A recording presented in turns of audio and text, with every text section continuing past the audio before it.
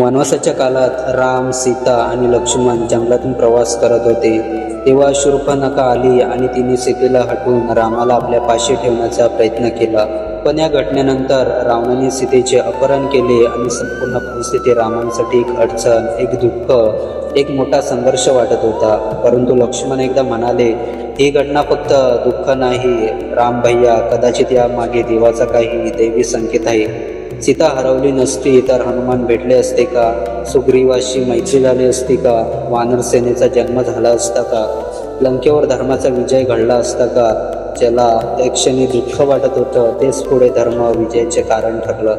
युद्धानंतर भगवान राम म्हणाले, देवी योजना नेहमी स्पष्ट नसते. ती घडत असताना आपण तिला अडचण म्हणतो, पण नंतर समजतं तीच आपल्याला अधिक उंच नेणारी पायरी होती. रामायण आपल्याला शिकवते, अडचणी म्हणजेच अडथळा नव्हे तर देवाने केलेला नवा दरवाजा, जो फक्त योग्य संयम आणि समजूतदारपणाने उघडतो.